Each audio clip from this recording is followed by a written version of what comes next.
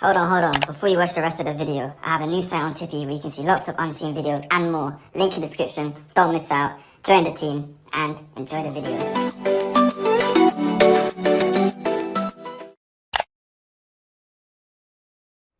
being no public comments, we move on. Legislative priorities, Dr. Cody. Yes, thank you all so much for being here this evening.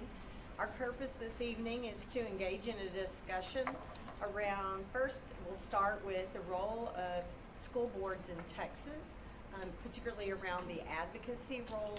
We're going to talk about some questions, some listening circle questions that we have been using to give some input into what will hopefully become then our board legislative priorities, and you're going to actually this evening participate in one of those listening sessions with me. So you'll be asked some questions that we've been asking different groups, and so we're going to just jump in.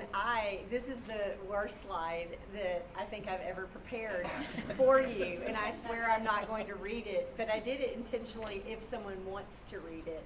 And that is really just to remind our public and our team about the important role of advocacy that you play as board members in the state of Texas. And so this comes from the Texas Education Agency published the Framework for School Board Development. It has several articles embedded within this framework.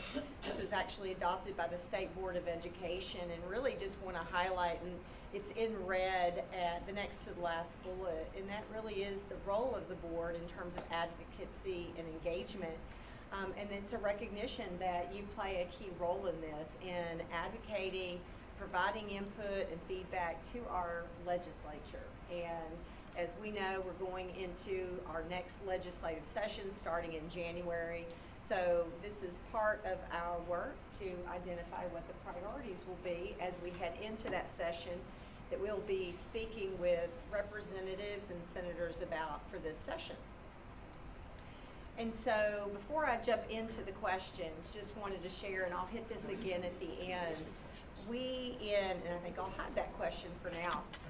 So we have set up several listening circles, and it's based on some information that Janet and I had the opportunity to go and listen to Raise Your Hand Texas recently, and just listen to some strategies that they recommend, but also others have been using to really ensure that legislative priorities represent the needs of the local community. And so our process is a little different than what you've engaged in the past. And so it's kind of the merging of what you've done in the past with just gathering some more voices, some stories, and input from different groups. And I'll hit some of those groups at the very end, but we have done two so far. The first one was with our PTA presidents. We did that, I believe it was last week. And Jeff was able to join us for some of that, and Suzanne joined us for some of that. And so that was our first attempt at the listening circles, and we got great feedback. The second one we did recently, and that was with predominantly teachers. It was with our DWIC committee, our district-wide education improvement committee, that has teachers from every campus, but it also has parents and community members on it.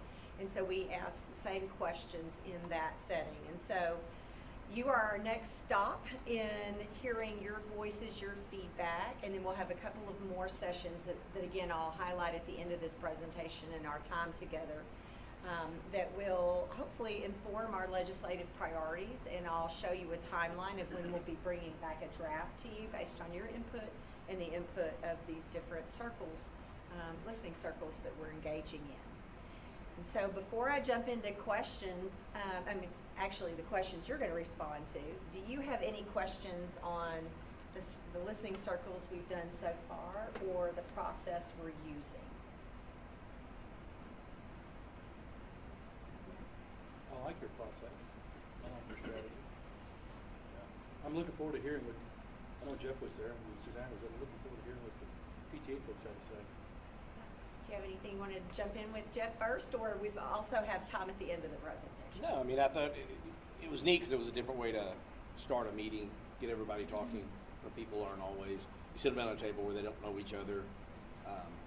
You'll see the questions, and I was a little worried when I came in. She goes, "I'm not prepared with some of these questions." I'm like, "What question?" She goes, "I can't help you now." And then when I saw, I'm like, "Oh, I know these. I've been to these. I'm okay." I was going to pull a high school and be like, Tough question. Well, why don't we jump in the first one? Of course, we know you as individual board members, and so really just starting with thinking about when you were in school, when you attended public school in, whether it was elementary, middle, or high school, just growing up, we want you to say, who was your favorite teacher? It could have been coach, it could have been an administrator, but your favorite school person, and then complete the sentence. They're your favorite because he or she did what? And so, who would like to get us started? I will, because I'm prepared. She has I me even written it, use the sentences. How about, we'll Please go answer in this- a complete sentence. Yes, Yeah. and we're gonna go this way, so, if that's okay. Great. So, But I will start at I the follow the beginning, too. overachiever. Okay, so my favorite teacher growing up was Coach Berganier, or Coach B, because I was really impressed at how good she was at being a coach, and she was also our ELA teacher.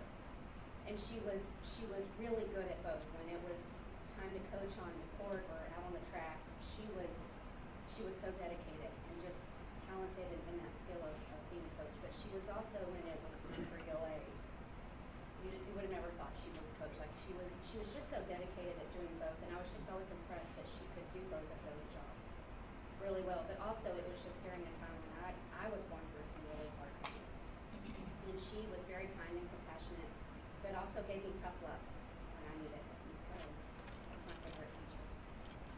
Sarah, thanks for jumping in. This was really tough. I'm gonna talk about two people, but I'm gonna say the same things about them both. They both had the same traits. So both high school teachers. Mr. Hahn was my computer science teacher, but also my soccer coach, and Mr. Rowe was my calculus teacher.